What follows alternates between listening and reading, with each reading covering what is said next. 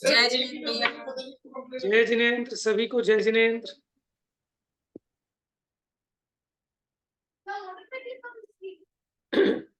नमो अरिहंताणं, नमो सिद्धाणं, नमो आयरीयाणं, नमो वज्रायाणं, नमो लोहे संपसाहुनं।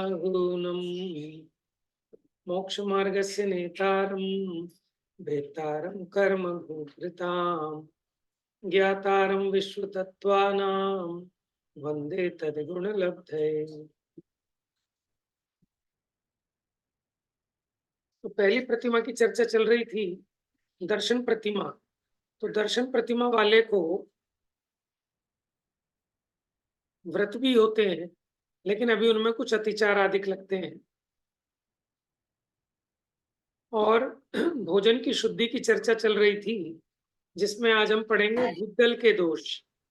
तो द्विदल क्या होता है कि जो दो दल वाली दालें हैं, दो दल वाले अनाज हैं, ड्राई फ्रूट्स हैं, उनका कच्चे दूध या उससे बने हुए दही के साथ यूज करना, ठीक है, वो कहलाता है द्विदल।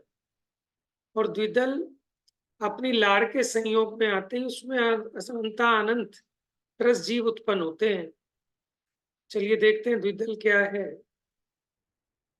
पढ़िए, कौन पढ़ेगा आज? भैया सिर्फ कच्चे दूध से ही होता है, मतलब उबले हुए दूध के साथ नहीं होता? नहीं, एक्चुअल में क्या है, होता तो सभी के साथ है। जो हमने शास्त्र में पढ़ा ना, वहां ऐसे ही लिखा है कच्चा दूध या उसके बने हुए दही का। लेकिन कच्चे दूध का तो दही बनता नहीं है, दही तो उसको गर्म करने के बाद ही बनता है। जी। इसलिए मेरे मुंह से वही शब्द निकल गए। तो कुछ वैसे कहते हैं जैसे हम कि दही के साथ ही होता है, दूध के साथ नहीं होता, जबकि कुछ का कहना यह है कि दूध के साथ भी द्विदल होता है। चलिए, जैसे हम खीर में डालते हैं बादाम काजू और ये सब पिस्ता विस्ता, तो फिर तो हाँ, वो तो द्विदल हो गया। कई लोग नहीं खाते ना दूध के साथ, इस तरह की चीजें नहीं खाते। नहीं तो फिर होता है या नहीं होता? चलिए पहले पढ़ते हैं, फिर उस पर चर्चा करेंगे, क्योंकि हमने भी कई जगह तो पढ़ा और कई जगह उस तरह का नहीं पढ़ा। ठीक है ना? चलिए पढ़ते हैं पहले, फिर इसमें से निर्णय करेंगे। जी भैया। कौन पढ़ रहा मैं है पढ़ू आज? क्या भैया? पढ़िए पढ़िए। मैं पढ़ द्विदल के दोष से। द्विदल के दोष: मूंग, उड़द, चना, मटर, मसूर आदि अनाज, पिस्ता, बादाम, चिरौंजी, काजू आदि मेवा, ककड़ी, तुरई, लौकी आदि हरी सब्जी के बीज। अच्छा, इसके भी बीज भी? हाँ जी, जैसे खीरे धना के। हाँ, मगज होते हैं, जैसे 5 मगज बोलते हैं, खरबूजे के बीज, खीरे के बीज, ककड़ी के बीज। हाँ जी। धना मिर्च के बीज इत्यादि जिस वस्तु की दो दालें हो जाती हैं, उन्हें दूध, दही, छाछ आदि में मिलाकर सेवन करना। इसमें तो कच्चे पक्के की बात ही नहीं करी। देखिए, अब आप सुनिए, यहाँ स्पष्ट लिखा है दूध। ठीक हाँ, है, कच्चे इसलिए की कच्चे पक्के की बात ही नहीं करी। कच्चा दूध हमने लाठी संहिता आदि या क्रिया कोशाधिक में पढ़ा था। ठीक है, तो अब देखो ये स्पष्ट लिखा है। अब आप ये समझ लीजिए, बादाम, चिरौंजी, काजू आदि मेवा, ककड़ी, तोरई, लौकी आदि। जैसे अब लौकी का वो बना लेते हैं ना, रायता। हलवा। और हलवा भी बना लेते हैं दूध के साथ। जैसे कहते हैं गाजर का हलवा हाँ, नहीं खा रहे, दूध राइट। घी का हलवा बना। तो वो उसको कह क्या रहे हैं कि कहते हैं, उनके लौज। बीज, और सुनो, धनी मिर्च के बीज। तो ऐसे जिन वस्तुओं के दो दाले हो जाते हैं, दो दल वाले हैं, उन्हें दूध, दही, छाछ आदि में मिलाकर सेवन करना, ये द्विदल अभक्ष्य है।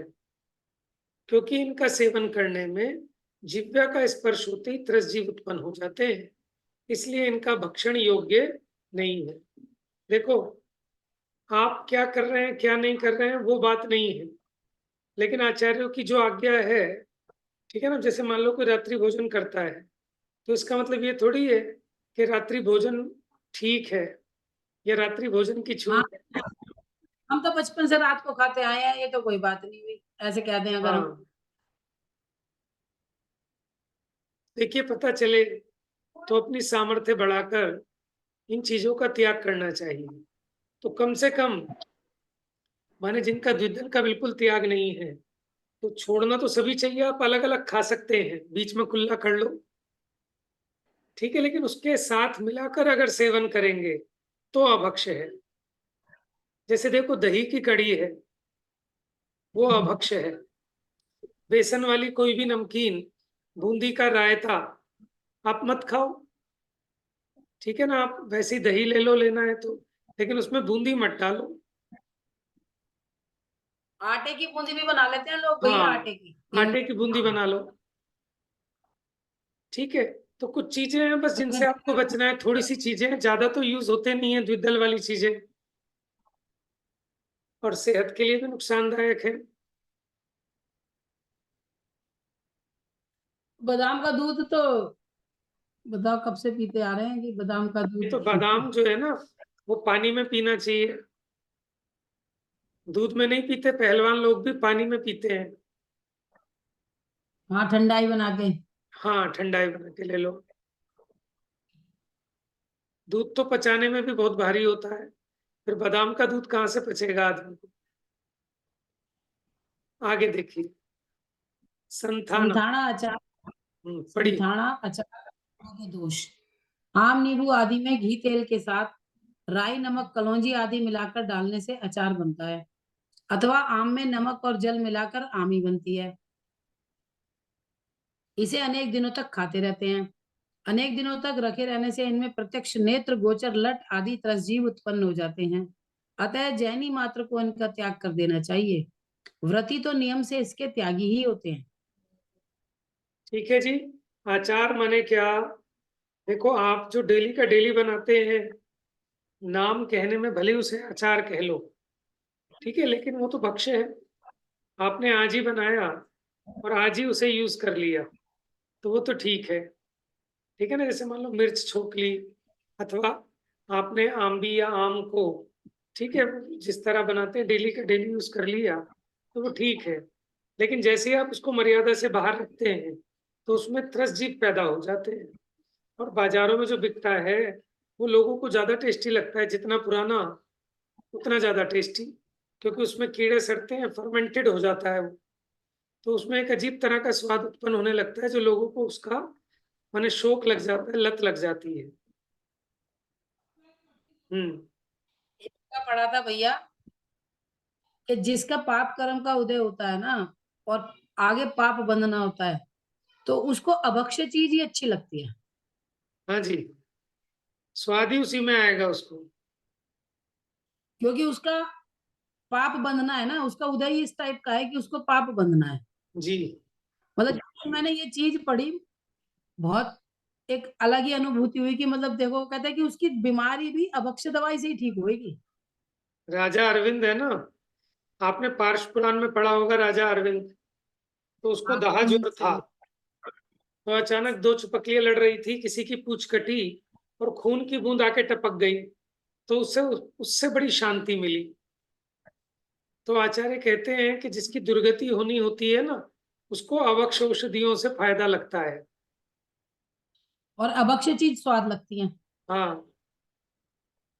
क्योंकि कई बार बच्चे ये प्रश्न करते थे घर में, और सच में मेरे भी प्रश्न उठता था ये कि अगर ये इतनी चीजें अभक्ष्य हैं, तो हमें ये स्वाद क्यों लगती हैं। मुझे ये क्वेश्चन बहुत उठता था कि स्वाद क्यों लगता है फिर प्याज, आप फिर ये स्वाद देखो, क्यों लगता है।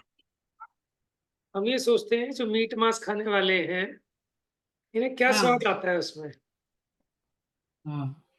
कितनी गंदी चीज पर है। उसको आंसर जिनवाणी के आधार से मिल गया कि भाई तेरी दुर्गति होनी है ना, इसलिए तुझे ये अभक्ष्य चीज स्वाद लग रही है।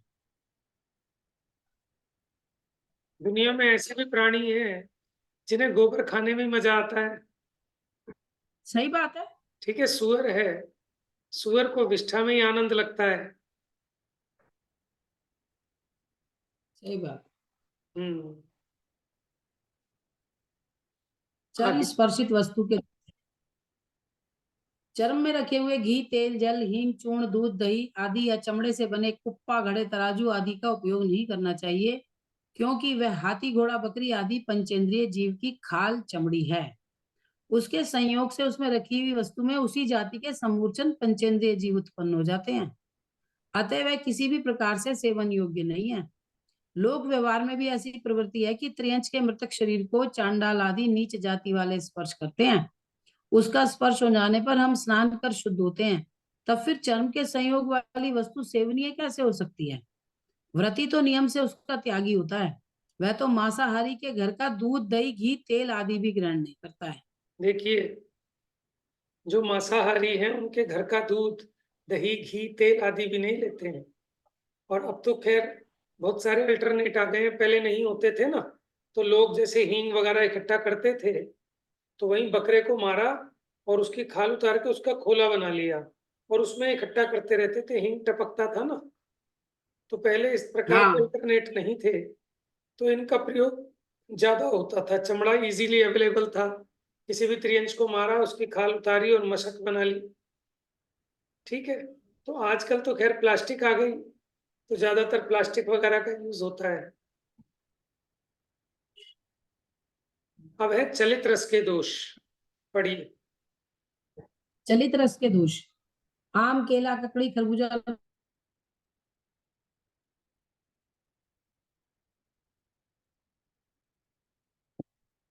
मुझे लगता है नेटवर्क इशू आ गया है। हाँ, तो देखिए चलित रस क्या होते हैं कि जिनका स्वाद बदल जाता है। ठीक है, जिसका स्वाद बदल गया, उसका स्पर्श, रस, गंध, वर्ण सब बिगड़ गया और उसमें अनेक तरस जीव उत्पन्न हो जाते हैं। तो आम, केला, ककड़ी, खरबूजा, लौकी, तोरई, जिनका स्पर्श माने कहीं से गिलगिले हो जाए, रस चेंज हो जाए, उसकी स्मेल चेंज हो जाए, उसका रंग बिगड़ जाए, तो समझ लेना कि उसमें अनेक तरस जीव उत्पन्न हो गए हैं, इसलिए वो अभक्ष्य है। अखंड फल का खंड करके ही भक्षण करना चाहिए, माने कोई भी साबुत फल नहीं खाना चाहिए, उसको बिनार के, समार के, चेक करके ही खाना चाहिए। पढ़िए भाभी जी। आम, गन्ना, ककड़ी आदि काणे बहुत होते हैं, अतः विदारण कर ही उपयोग करना चाहिए। गोभी में बहुत सूक्ष्म अनेकों तरसजीव लिपट जाते हैं, अतः वह कभी ग्रहण करने योग्य नहीं है। देखिए, लोग रोटी, पूछते हैं दाल। गोभी, इसमें अनेकों तरस जीव लिपट जाते हैं। गोभी कोई भी हो, फूल गोभी हो चाहे पत्ता गोभी हो, ठीक है, उन दोनों को अभक्ष्य माना है, अतः वो कभी भी ग्रहण करने योग्य नहीं है। रोटी, दाल, पूरी, कचौरी, दूध, दही आदि सभी पदार्थ मर्यादा के उपरांत चलित रस होने से अभक्ष्य हैं। रसोई घर की व्यवस्था। खप्पर वाला कमरा होने पर वहां चंदोबा बांधना चाहिए। चक्की, ओखली आदि के ऊपर भी चंदोबा बांधना चाहिए, इन्हें सदा ढककर भी रखना चाहिए, अन्यथा जीव जंतु प्रविष्ट हो जाते हैं। मकड़ी जाल ना बना पाए, चूहे, चींटी आदि बिल ना बना पाए, इसकी सतत सावधानी रखनी चाहिए। फर्श, टेबल आदि के रंग काले या गहरे नहीं हो, क्योंकि इन रंगों पर जीव जंतु स्पष्ट दिखाई नहीं देने के कारण उनकी विराधना हो जाती है। जल निकास की व्यवस्था अत्यंत उतार वाली हो, जिससे जल वहां जमा न हो पाए। भरपूर प्रकाश और स्वच्छ वायु आने की पर्याप्त व्यवस्था हो। पहनने, ढकने, पोंछने, छानने आदि के सभी वस्त्र शुद्ध, सूती, धुले हुए और पूर्ण स्वच्छ हों। गेहूं, दाल आदि धान्य, जीरे, धने आदि मसाले इत्यादि संपूर्ण सामग्री भली भांति शोध बीन कर अच्छी तरह से धोकर, सुखाकर, आर्द्रता से रहित स्थान पर पूर्ण ढककर ही रखना चाहिए। जो भली भांति राख से माजे जा सके ऐसे बर्तन काम में लेने चाहिए। बीधा हुआ धान्य, मसाला, अमर्यादित पदार्थ आदि अशुद्ध सामग्री वहां नहीं रखना चाहिए। रात्रि में कूटने पीसने की क्रिया ना करें, इन सभी में मांस का दोष लगता है। देख लीजिए, आजकल घरों में जो नालियां हैं, वो सारी नालियां ऐसे हैं कि उनमें हमेशा जल रुका ही रहता है ना, जबकि नाली ऐसी होनी चाहिए जिसमें जल ना रुके, क्योंकि जल रुका रहेगा तो उसमें जीवों की उत्पत्ति होगी। पहले खुली नालियां होती थी, ठीक है, काम किया और आज झाड़ू मार दी इसमें। आजकल तो वो पी ट्रैप वाली नाली ही ऐसी राइट। होती है कि उसमें पानी रहेगा ही रहेगा। हाँ, उसमें पानी जा ही नहीं सकता पूरा, थोड़ा सा ऐसा गड्ढा बना रहता है कि उसमें वो पानी रहता ही रहता है। पानी रुका रहता है। अच्छा, और देखो, गहरे काले रंग के फर्श, टेबल और जैसे रसोई की स्लैब है, ठीक है? वो जो आपके किचन में होती है, वो हमें कोशिश करना चाहिए लाइट कलर की हो। अगर लाइट कलर की होगी तो जीव-जंतु स्पष्ट दिखाई दे जाएँगे और हम उनकी दया पाल सकते हैं। अब अगर डार्क कलर के होते हैं तो वो जीव-जंतु दिखाई नहीं देते। ठीक है? इसकी भी सावधानी रखनी चाहिए। हुँ, पंचम काल का प्रभाव ऐसा है भैया, जिसे कह देते हैं ना पंचम काल की भी। पंचम काल से क्या होता है, काल से क्या होता है? काल से ये होता है कि जितने भी उल्टे काम हैं वो प्रचलन में आ जाते हैं। जैसे पानी में, नाली में पानी नहीं होना चाहिए, लेकिन अब नालियां ही सारी ऐसी हैं, उसमें वो पी ट्रैप जो मैं बता रही हूँ ऐसा आता है कि वो कहते हैं इससे जी नाली में से तुम्हारे कीड़े कॉकरोच चूहे नहीं आएंगे, इसलिए नाली के उसमें वहां पर पानी भरा रहता है हर समय, चाहे वो कमोड हो चाहे वो नाली हो। अच्छा, और रसोई में काला ग्रेनाइट ही मिलता है सबके घरों में, वही बढ़िया है जी। मतलब सब काम उल्टे, यही पंचम काल का प्रभाव लगता है मेरे को तो, कि वो उल्टे सही बात। काम ही प्रचलन में आ गए हैं और वही बढ़िया माने जा रहे हैं, उल्टे ही काम। ये अगर जो ओपन नाली कोई बनवाना चाहे तो बनवा भी नहीं सकते आजकल, तो सीवर में तुम्हें कनेक्शन लेना ही पड़ेगा, बाउंड हो तुम, लेना ही पड़ेगा। बताओ, तुम चाहो भी अगर अपने कि मैं तो खुली नाली रखना चाहता हूँ तो तुम रख नहीं सकते। नहीं रख सकते। यही पंचम काल का प्रभाव। देखो, पहले पॉट खुले में शौच जाने की व्यवस्था थी। अब आज कोई जा नहीं सकता। माने आप महाराज जा और ही नहीं त्यागियों को भी जाने जाते हैं में तो उनपे भी। भैया ये नोएडा में सेक्टर 50 में बहुत सुंदर मंदिर है, आपने अगर कभी दर्शन किया हो तो, तीर्थ स्थान जैसा टाइप का लगता जी किए। है। तो उसके पास वहीं ग्रीन बेल्ट है, मंदिर के पास में ही सामने की तरफ जाओ तो वहां ग्रीन बेल्ट, ग्रीन बेल्ट रहती है ना आजकल, जी, तो वहाँ ग्रीन बेल्ट एक वहां पे कुछ महाराज आए, तो वो वैसे तो वो ना मंदिर के पास ही व्यवस्था कर, उन्होंने एक जगह थोड़ी सी है उनके पास, तो उसमें उन्होंने व्यवस्था कर रखी है महाराजों की कि आप वहां पर अपने शौच आदि को चले जाओ। तो दो महाराज ऐसे आए, वो बोले कि हम ऐसी बनी हुई जगह में शौच नहीं जाएंगे। तो वो मंदिर सड़क पार करके, अगर आपने वहां दर्शन किया हो तो वहां सामने सड़क है, तो सड़क पार कर वो ग्रीन बेल्ट में वहां चले गए शौच के लिए। पुलिस आ गई भाई साहब वहां पर कि तुम यहाँ पर ग्रीन बेल्ट में पार्टी करने कैसे आ गए। अच्छा, वो महाराज जी क्या सुबह सुबह अकेले चले गए, आजकल कोई इतना जाता भी नहीं है साथ में। पुलिस आ गई, भयंकर बवाल मच गया वहां पे। फिर सारे जैनी इकट्ठे हुए, फिर जैनियों ने वो बात करी, कुछ करी। फिर महाराज जी को शौच जाना होता था तो चार जैनी साथ में जाते थे, तब वो उसमें गए वहां पर शौच। मतलब अब ये ऑफेंस है खुले में शौच जाना। सही बात है। आसपास के लोगों ने कंप्लेंट कर दी जो सुबह वॉक पे जा रहे थे, कि देखो ये क्या गंद फैला रहे हैं। यही पंचम काल का प्रभाव है। जी, वो एक कॉलोनी है सामने, जैसे उनकी वहां पर आहार के लिए किसी, वो उनका ये भी था कि मैं मंदिर में बना हुआ ऐसा खाना नहीं खाऊंगा, मैं तो आहार को ही जाऊंगा, अगर तुम मुझे बुलाओगे तो ठीक है, नहीं तो मैं नहीं आ रहा। तो सोसाइटी बनी हुई है, तो वो एक सोसाइटी में वो एक जैनी था, उनने आहार के लिए चौका लगाया और उन्हें वहां पे लेके गए। तो सोसाइटी वालों ने हंगामा खड़ा कर दिया, कह रहे ये क्या गंद फैला रहे हो तुम, ये नंगा आदमी हमारे इसमें जा रहा है, हमारे यहाँ बहन बेटियां रहती हैं। मतलब बात बात पे पुलिस आ जाती है वहां, तो बात बात पे पुलिस आ गई। सोसाइटी के गेट बंद कर दिए कि नहीं अब ये ऐसे नहीं घुस सकते, तुम कपड़े पहन कर आओ अगर तुम्हें आना है तो। इतनी पुलिसबाजी हो गई वहां पर। तो आप देख यही लीजिए, पंचम काल। आगे आगे काल और बेकार होना है। तो जो धर्म ध्यान करना है, अभी व्यवस्था है तो करते नहीं है, आगे आप कर नहीं पाएंगे। ठीक है ना? तो सब दुर्लभ दुर्लभ होती जा रही हैं चीजें, लेकिन अभी भी जो कुछ सही। आप कर सकते हैं, कम से कम उतना तो करना चाहिए अपने को, है ना? बिल्कुल। चलिए आगे देखते हैं। रसोई बनाने के पूर्व दाल चावल आटा मसाला आदि को पुनः भली भांति देख शोध लेना चाहिए। ईंधन के लिए गोसे उपले कंडे छाने तो कभी उपयोग में नहीं लेने चाहिए। ये भली तो भांति। ये समझ गए ना आप, ये जो गोबर से बनते हैं उनको कहते हैं कंडे छाने। क्योंकि वो पॉटी होने की वजह से उसमें निरंतर जीवों की हाँ, उत्पत्ति होती तरल जीव रहती है। उत्पन्न होते रहते हैं। हाँ। देख शोध कर लकड़ी कोयला आदि ही काम में लें। चूल्हे सिगड़ी आदि को भी अच्छी तरह देख लेना चाहिए। अयत्नाचार पूर्वक प्रवृत्ति पूर्वक बनाया गया भोजन महाहिंसामय है।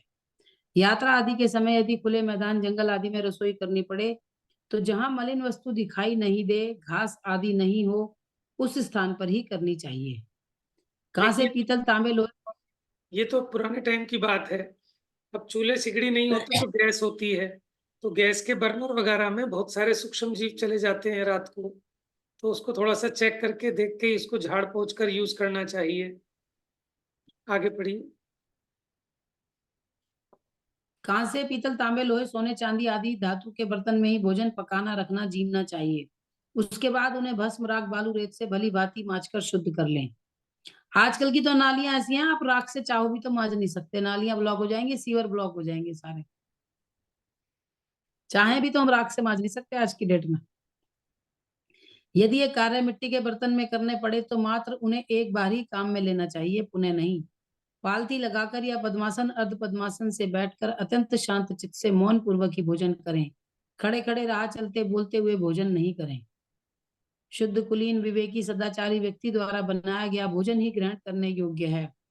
इनसे विरुद्ध व्यक्ति द्वारा बनाई गई कोई भी सामग्री ग्रहण योग्य नहीं है। भैया इसमें एक बात है, जैसे जो हम आजकल धर्मशालाओं में खाना खाते हैं, वहां जो कुक है हमें क्या पता वो कितना शुद्ध है, कुलीन है, विवेकी है, सदाचारी है, क्या शराब पीता है नहीं पीता है, क्या खाता है क्या नहीं खाता। देखा जाए तो धर्मशालाओं के भोजन की भी कोई गारंटी नहीं है। और जूते चप्पल पहन के तो अब वो बनाते ही हैं। अभी देखो, हमने 2-3 दिन बाद पहले यही बात कही थी कि आपने उन्हें शुद्ध सामग्री भी लाके दे दी, मर्यादित आटा, मसाला, छना हुआ पानी भी दे दिया। लेकिन जब बनाने वाला विवेकी नहीं है, अविवेकी है, ठीक है ना, उसको होश ही नहीं है, वो कुछ घाल-मेल कुछ ना कुछ कर देगा, ऊपर से जीभ गिर जाएगा, उसको उसका विवेक नहीं है। वही हाथ वो खाने में लगा लेगा, उसी हाथों से पसीना पूछ लेगा ऐसे। ठीक है ना, तो आप क्या करोगे? काहे की शुद्धता रह जाती है फिर। ठीक है, घरों सही में बात। भी खाना बनाने के लिए अभी भी समझदार लोग बाकी सब काम करा लेते हैं, लेकिन खाना अपने आप बनाते हैं। खाना मेड से नहीं हाँ। बनवाते। हुँ। देखिए, इनसे विरुद्ध। ऐसा है ना, जी। विचार ही नहीं करते। अब जो खाने में आसक्त है, वो ये सोचता ही नहीं कि होटल की बैक साइड में जो बंदा बना रहा है, वो दिखने में कैसा है, बंगाल से भाग के आया था, पहले कूड़ा बीनता था, अब उसे यहाँ सस्ता होने के कारण यही लगा दिया है। अब उसका पसीना टपकता रहता है तंदूर में, और वो तंदूरी रोटी आती रहती है। आप देखो बनाने वाले तंदूर के, और फिर वो लाके वहाँ परस देते हैं। जो परोसने वाला है वो सुंदर सा वेटर बना दिया, बढ़िया साफ-सुथरे कपड़े पहन के। ठीक है? अब पता सबको है, लेकिन फिर भी जानबूझ के उसको गौण करते हैं, क्योंकि सोचेंगे तो फिर खा जान ही नहीं पाएँगे। जानबूझ के अंध बने आंखियां न बांधी हाँ, पाटी। ठीक है ना? तो थोड़ा विचार करना चाहिए। चलिए पढ़िए आगे। इनसे विरुद्ध व्यक्ति द्वारा बनाई गई कोई भी सामग्री ग्रहण योग्य नहीं है, क्योंकि वो भोजन की शुद्ध अशुद्ध क्रिया को ही नहीं जानते।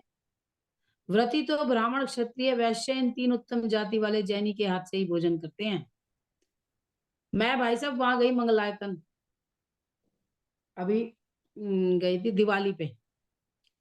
तो दिवाली पे मैं वो जो एक तो नॉर्मल भोजन चलता है उसकी बात नहीं कर रही, जो शोध का भोजन चलता है मैं उसकी बात कर रही हूँ। अच्छा। जहाँ पे सब अपने विद्वान वगैरह खा रहे थे। तो वो बंदा एमपी से आए हुए थे, मियाँ बीवी, वो खाना बना रहे थे। उस वो बंदे, मैं वहीं पे भोजन करा मैंने 3 दिन।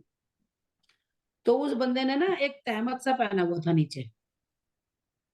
ठीक है, मैं गई तो मैंने देखा उसने कुछ भी काम करा लिए यूं हाथ पोंछ लिए तहमद से ही, मतलब अपने कुछ भी धोया हाथ पोंछ लिए। फिर उनने खाना परोसना था, प्लेट उठाई उसी तहमद से प्लेट प्लेट पोंछ ली। फिर मतलब वो तहमद उसका अत्यंत पवित्र शुद्ध वस्त्र, और उसने वो तहमद अपने पहना हुआ है।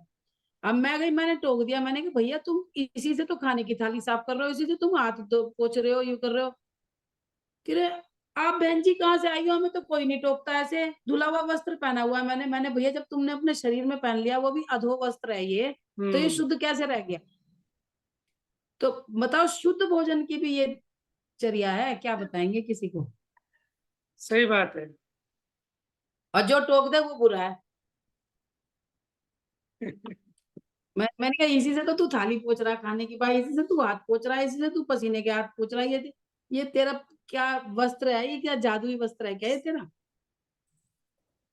सही में वास्तव में भोजन तो अपने हाथ का ही होता है, क्योंकि सही मैंने भी बात है। देखा कि जहाँ शुद्ध की भोजनशाला भी चलेगी ना, शुद्ध भी होगी सारी सामग्री, लेकिन बनाने वाले तो हाँ ऐसे ही हैं, उनको विवेक ही नहीं बस। है।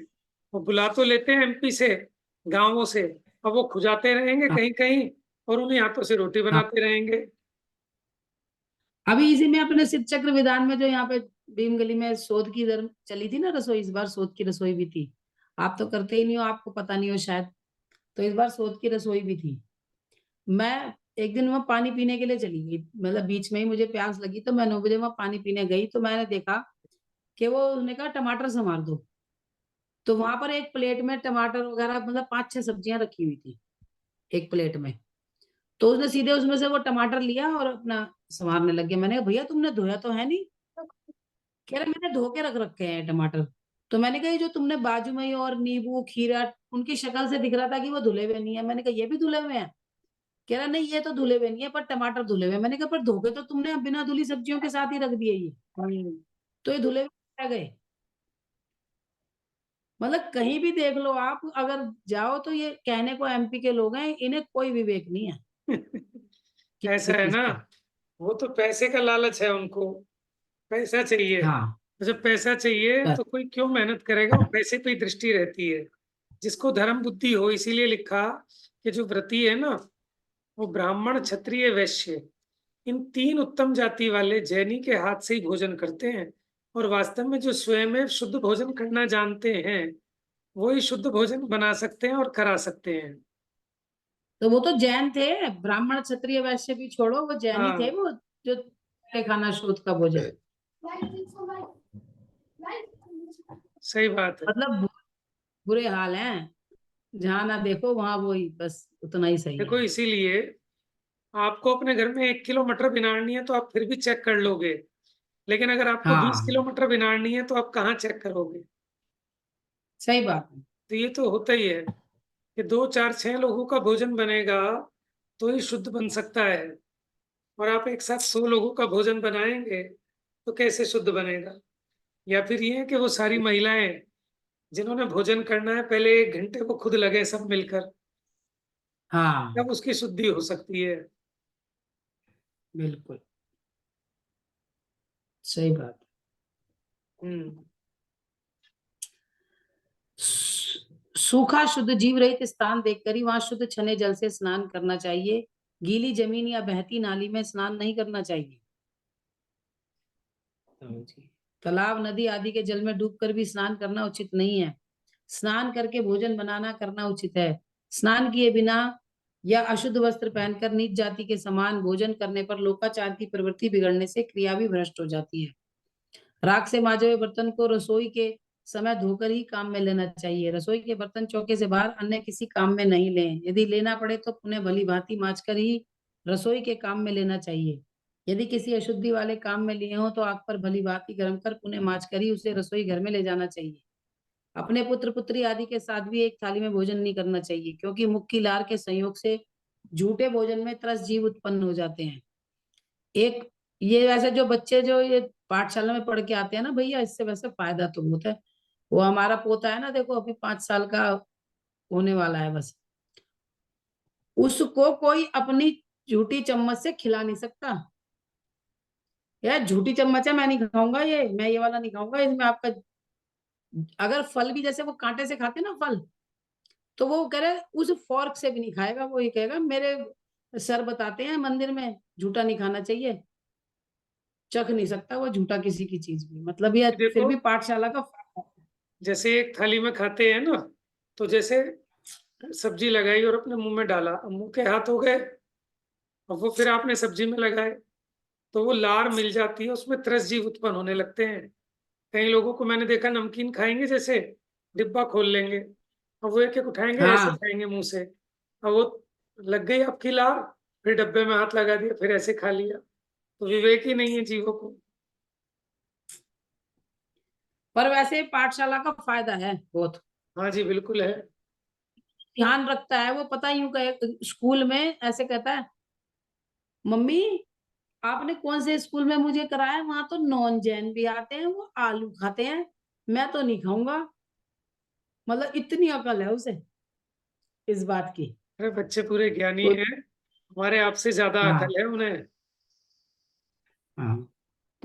और बिल्कुल अगर कभी उसके मम्मी-पापा एक प्लेट में वो खाना खा रहे हो तो तुरंत बोल देता है, "मम्मी सर कहते हैं झूठा नहीं खाना चाहिए, एक प्लेट में नहीं खाना चाहिए, हमारे सर बताते हैं।"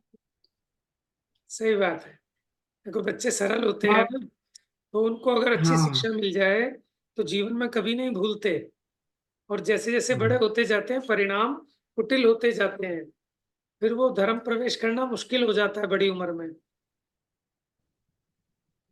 मैं कह रही फिर तो भई पाठशाला का फ़ायदा है बहुत। हाँ बच्चा जी, अगर इतनी बात अपनी अच्छी जगह पे भेजने का लाभ तो होता ही है। हुँ। चलिए आगे पढ़ते हैं। अपने पुत्र-पुत्री आदि के साथ भी एक थाली में भोजन नहीं करना चाहिए क्योंकि मुख की लार के संयोग से झूठे भोजन में त्रस्त जीव उत्पन्न हो जाते हैं। एक पात्र में शामिल हो भोजन करने से उत्तम कुल के आचार की प्रवृत्ति भी बिगड़ती है क्योंकि चमार, मुसलमान आदि नीच जाति के व्यक्ति ही इस प्रकार भोजन करते हैं। उत्तम कुल वाले तो पृथक-पृथक पात्र में ही भोजन करते हैं।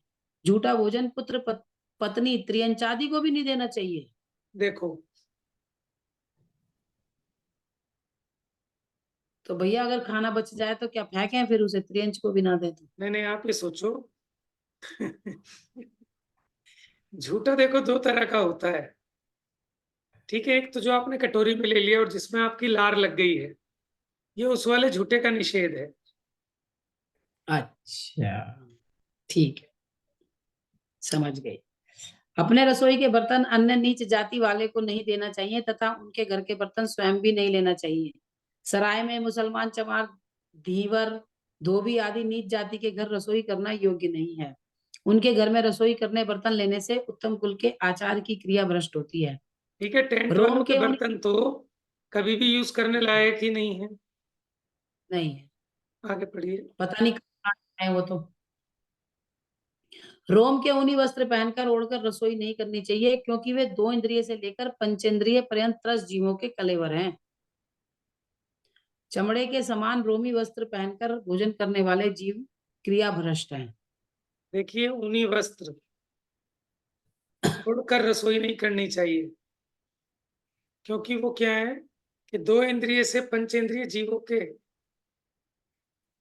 माने उनके शरीर के बाल ही तो हैं एक तरह से, जिससे ऊन बनती है।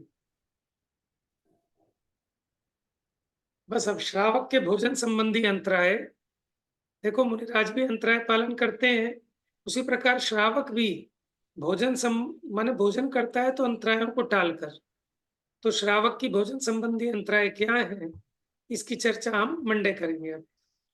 जा वाणी के ज्ञान से सूझे लोकालोक, सो वाणी मस्तक नमो सदा देत हूँ धूप।